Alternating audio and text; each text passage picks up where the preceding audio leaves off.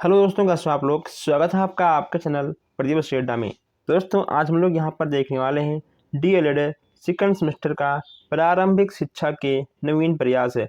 इसका आपका first class हो चुका है। अगर आपने नहीं देखा है तो डिस्क्रिप्शन में, कमेंट बॉक्स में या फिर आपको इस वीडियो के एंड में मिल जाएगा।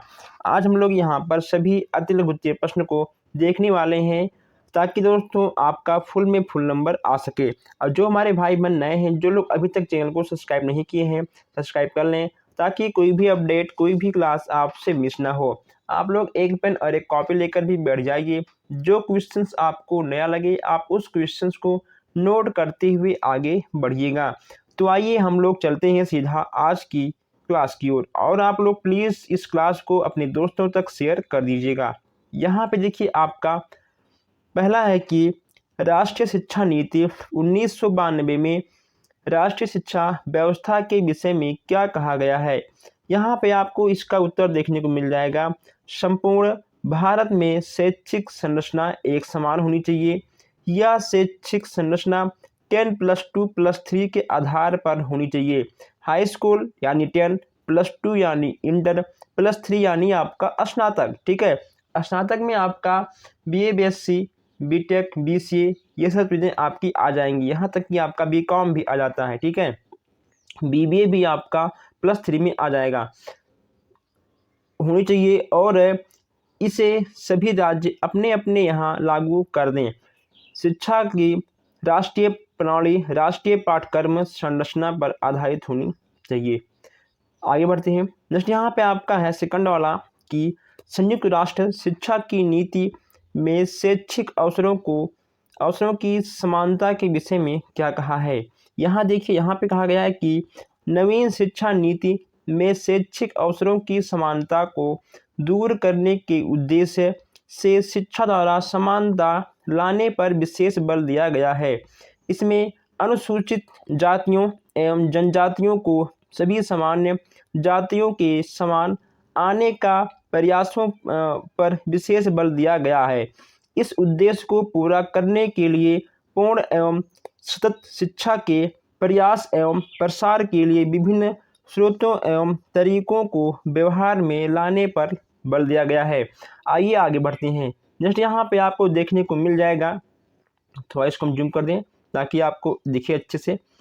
जैसे यहाँ पे आपका है संयुक्त राष्ट्र शिक्षा नीति में बालकों के नामांकन पर क्या कहा गया है। 14 वर्ष तक की अवस्था के बालकों का नामांकन एवं ठहरना, शिक्षा के स्तरों में गुणात्मक सुधार, यानी 14 वर्ष तक के बच्चों की जो भी शिक्षा दीक्षा होगी कहीं ना कहीं बहुत ही अच्छी होगी और अच्छे ढंग से होगी। जैसे यहाँ पे आपका है संयुक्त राष्ट्र शिक्षा नीति के शिक्षक तथा शिक्षक प्रशिक्षण पर क्या विचार व्यक्त किया गया है। दोस्तों, आप इसको एक बार देख लीजिएगा। ठीक है, जबकि यह प्रश्न अक्सर देखने को नहीं मिलता है लेकिन देखना आवश्यक है। आप इसको एक बार पढ़ लीजिएगा। जैसे यहाँ पे आपका है राष्ट्रीय शिक्षा नीति 1992 में क्या तात्पर्य है। 1992 से क्या तात्पर्य है। राष्ट्रीय शिक्षा नीति से तात्पर्य है वह नीति जो किसी राष्ट्र विशेष में शिक्षा के आधार, मापदंडों एवं शैक्षिक गतिविधियों के सफल एवं दीर्घकालीन परिणामपरक उत्थान को स्थापित करती है। जैसे यहाँ पे आपका है कि राष्ट्रीय शिक्षा नीति 1992 में व्यवसायीकरण को उचित माना या नहीं। शिक्षा का व्यवसायीकरण करना एवं इस संदर्भ में माध्यमिक शिक्षा स्तर के पाठ्यक्रम में व्यवसायीकरण पर विशेष बल देना। ठीक है, ये आपके 1992 के हैं। नेक्स्ट यहाँ पे आपका है कि वैज्ञानिक तथा प्राविधिक परिवर्तन के विशेष में राष्ट्रीय शिक्षा नीति 1992 ने क्या कहा। देखिए दोस्तों, जितने भी आपके 1992 से हैं यहाँ से प्रश्न आपके आ जाएंगे और ये आपका वेरी वेरी मोस्ट इम्पॉर्टेंट प्रश्न है। आप इसको ठीक है नोट कर लीजिएगा। जनार्दन रेड्डी समिति ने नवोदय विद्यालय के संबंध में क्या कहा। नवोदय विद्यालय योजना जारी रखी जाए एवं प्रत्येक जनपद में एक नवोदय विद्यालय स्थापना की जाए। नवोदय विद्यालय की बात करें तो वहाँ पे आपको रहना, खाना, आपके कपड़े, हर चीज़ यहाँ पे आपको मुफ्त दिया जाता है। आप क्लास 5 पढ़कर आप नवोदय में 6 में एडमिशन ले सकते हो, या फिर आप 8, ठीक है, या फिर आप क्लास 8 पढ़कर आप सीधा 9th में भी एडमिशन ले सकते हो। आपको 2 से 3 अवसर मिलते हैं बस, ठीक है, आपको अधिक अवसर नहीं मिलते हैं। यहाँ पे आपका नेक्स्ट है, विद्यालय की गुणवत्ता के संबंध में जानर रेड्डी समिति ने क्या कहा है।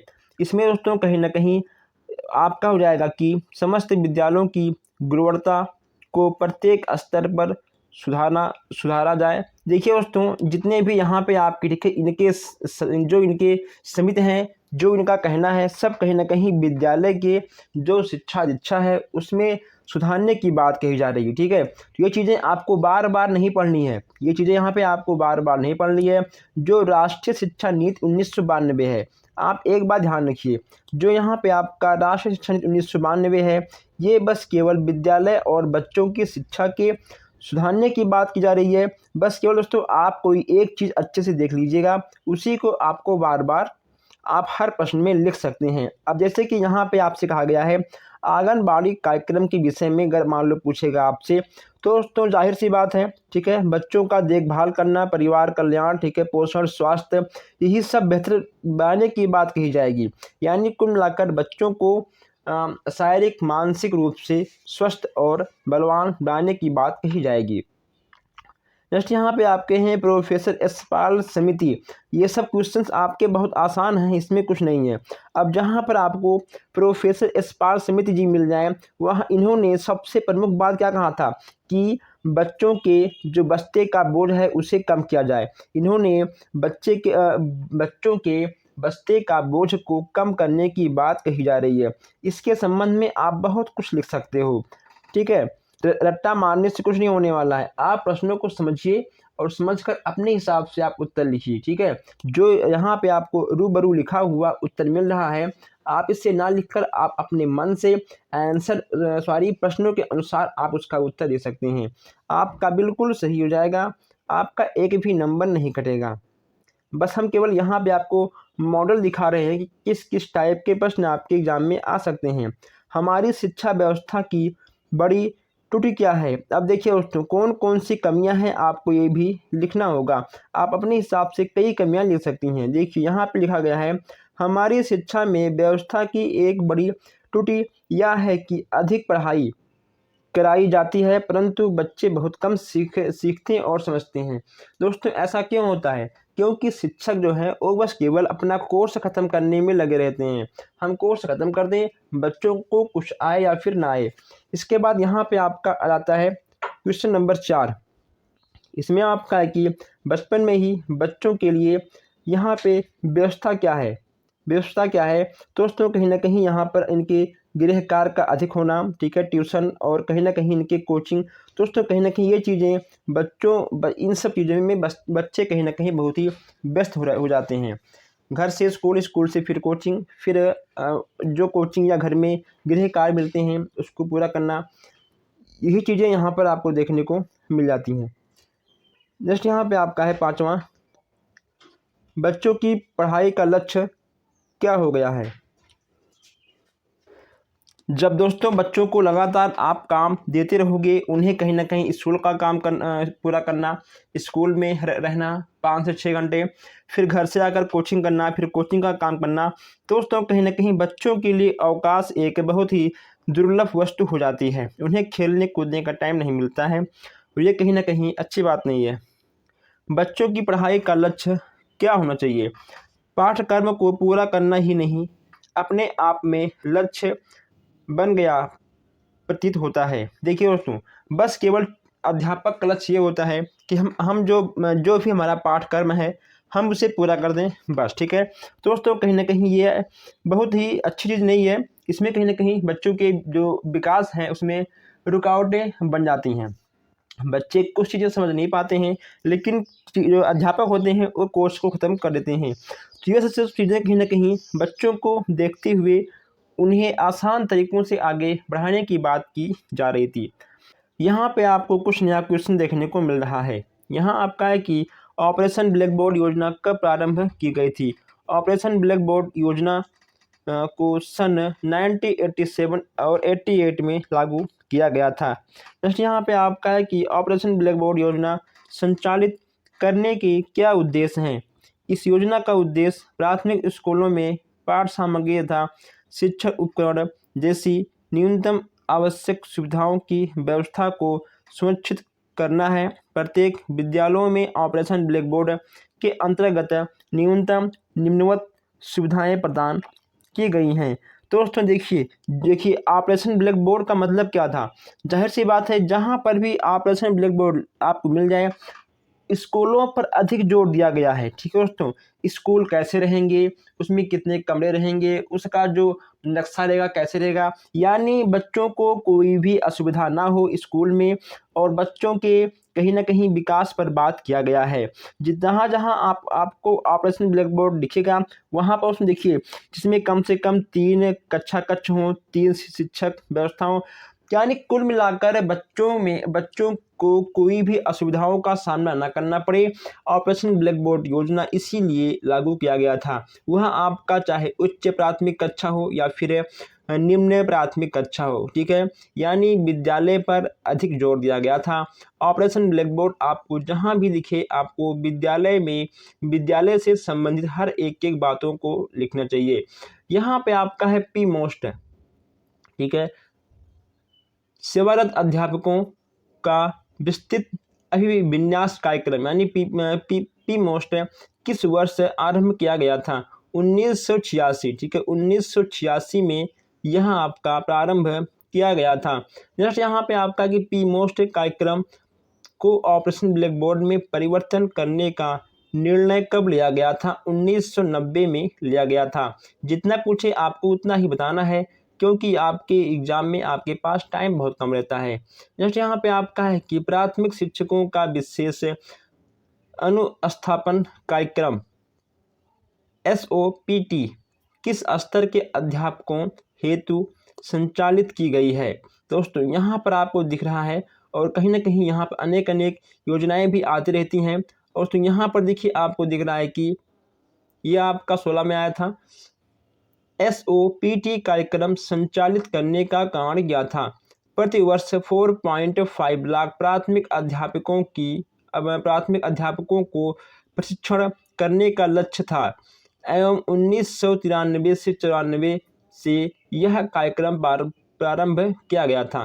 नेक्स्ट यहाँ पे आपका है कि उत्तर प्रदेश बेसिक शिक्षा परियोजना का मुख्य उद्देश्य क्या था? दोस्तों इसका उद्देश्य क्या था कि विद्यालय अधिक दूर ना हो, ठीक है दोस्तों, 1.5 किलोमीटर के आसपास कहीं ना कहीं आपके प्राथमिक विद्यालय होने चाहिए, और दोस्तों कहीं ना कहीं 2.5 से 3 किलोमीटर के पास आपके उच्च विद्यालय भी होना चाहिए, ताकि बच्चों को आने जाने में कोई भी असुविधा ना हो। यही चीज़ें थी। और यहाँ पे आपका नेक्स्ट है कि उत्तर प्रदेश बेसिक शिक्षा परियोजना मुख्यतः किन किन कार्यों से संबंधित है? देखिए दोस्तों, जो आपका सेम टू सेम प्रश्न दिया गया है, आप इसको ना लिखकर आप प्रश्न के हिसाब से अपने अनुभव से भी आप लिख सकते हो। मैं आपसे बार बार कहता हूं कि आपको प्रश्नों को रट्टा नहीं मारना है, ठीक है, आपको समझते हुए आगे बढ़ना है। अब जैसे कि यहाँ पर देखिए, यहाँ पे आपसे कहा गया है कि DPIP परियोजना के 3 मुख्य कारण आपके कौन कौन से हैं? तो यहाँ पे आपका देखिए मुख्य कारण यहाँ पे आपको 3 मिल जाएंगे। अब इसे आपको याद करना होगा, ठीक है, इन चीज़ों को आपको याद करना होगा, ठीक है। देखिए, इंदिरा गांधी राष्ट्रीय मुक्त विद्यालय की स्थापना कब हुई? यह हुआ था आपका 20 सितंबर 1985 में हुआ था, ठीक है दोस्तों। ऐसे प्रश्न आपके एग्जाम में आते हैं। और यहाँ पर देखिए दोस्तों, ये प्रश्न भी आपके एग्जाम में देखने को मिल जाएंगे। DPIP परियोजना के उद्देश्य बताइए। विद्यालय शिक्षा की तैयारी क्या है? ये सब भी कहीं ना कहीं आपके एग्जाम में आ जाते हैं। तो यहाँ देखिए, यहाँ पे जो आपका ये DPIP है, देखिए 6 से 11 वर्ष के सभी बच्चों का 100% विद्यालय सुविधा उपलब्ध कराना, समान वर्ग की तुलना में बालिकों तथा अपवंचित वर्ग के बच्चों का विद्यालय में नामांकन, धारणा तथा संप्राप्ति में 5% तक कम करना। तो कहीं ना कहीं बच्चों के हित के लिए कार्य किया जाता है। और यही चीज़ यहाँ पर भी आपको देखने को मिल जाएगा। संपूर्णता साक्षरता अभियान का प्रेषक वाक्य क्या था? दोस्तों वेरी वेरी मोस्ट इंपॉर्टेंट प्रश्न, एक पढ़ाई एक, ठीक है। यह है आपका इस देखिए यह आपका संपूर्णता साक्षरता अभियान का प्रेषक वाक्य था एक पढ़ाई एक, ठीक है दोस्तों, एक पढ़ाई एक यह आपका हो जाएगा। संपूर्ण साक्षरता अभियान की स्थापना कब हुई तथा सर्वप्रथम कौन सा राज्य संपूर्ण साक्षरता हुआ? तो दोस्तों कहीं ना कहीं यहाँ पे केरल राज्य, ठीक है, केरल राज्य यहाँ पर संपूर्ण साक्षरता बना था और यह आपका 16 जनवरी 1989 में इसकी स्थापना की गई थी। नेक्स्ट यहाँ पे आपका है कि संपूर्ण साक्षरता अभियान की विशेषता यहाँ पे आपको बतानी है। आप इसे एक बार पढ़ लेंगे तो आपको विशेषता आ जाएगा, ठीक है। देखिए सर्व शिक्षा अभियान की विशेषता बताइए। यहाँ पे आपको 3 विशेषताएं देखने को मिल रही हैं। इन विशेषताओं को आपको समझना होगा, ठीक है, याद नहीं करना है, समझना है, अपने हिसाब से इसको लिखना है। NPIGIL कार्यक्रम क्या है? यहाँ पे कक्षा 1 से 8 तक के बालिकाओं के लिए यह कार्यक्रम चलाया गया था। विद्यालय में बालिकाओं का ठहराव सुनिश्चित किया जा सके। जैसे कि दोस्तों आपने देखा होगा एक कस्तूरबा गांधी विद्यालय, ठीक है, जो आपका कस्तूरबा गांधी विद्यालय होता है उसमें कहीं ना कहीं बस केवल बालिकाएं ही पढ़ती हैं। उनका रहना खाना हर चीज़ वहाँ पे आपको देखने को मिल जाता है। चलिए आगे बढ़ते हैं। यहाँ पे आपका नेक्स्ट है स्कूल चलो अभियान का परिचय आपको देना है।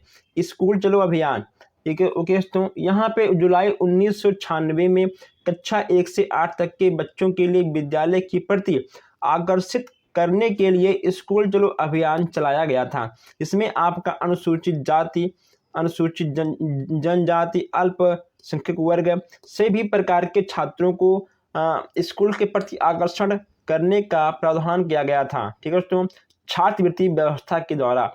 अभी हमने आपसे बात किया था कस्तूरबा गांधी बालिका विद्यालय का परिचय। तो दोस्तों कहीं ना कहीं उसमें बस केवल बालिकाएं ही पढ़ती हैं, रहने खाने ठहरने की व्यवस्था, हर चीज़ की व्यवस्था आपको एक ही जगह पे मिल जाती है।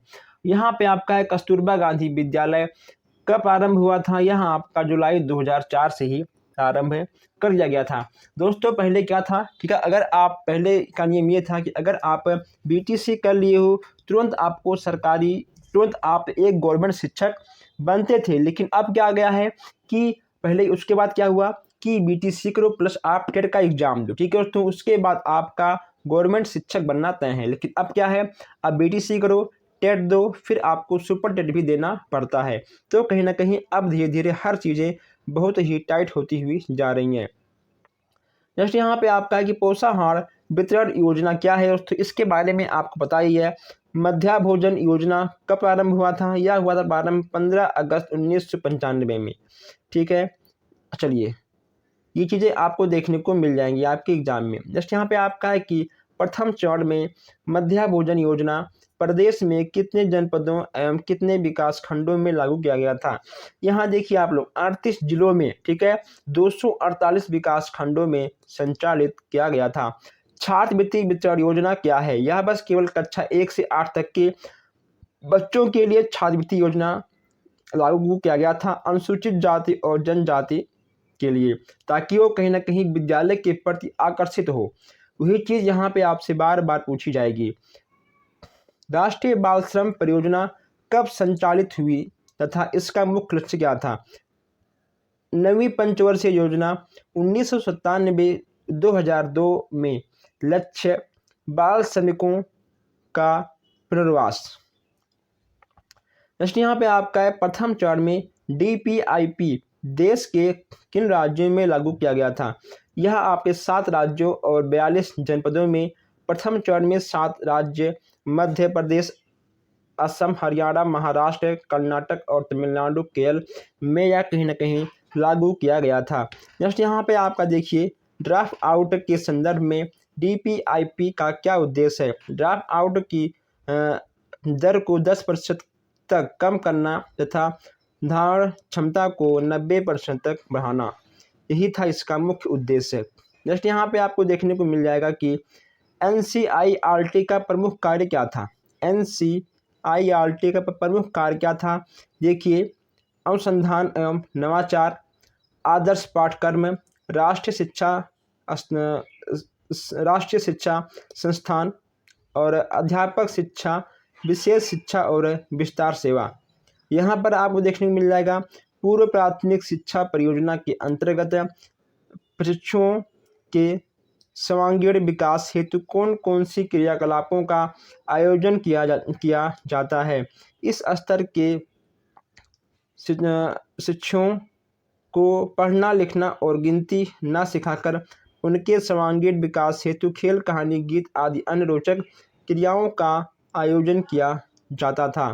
जैसे यहाँ पे आपका है कि पूर्व प्राथमिक शिक्षा समस्या बताइए। दोस्तों देखिए, यहाँ पे आपको 9 समस्याएं देखने को मिल रही हैं।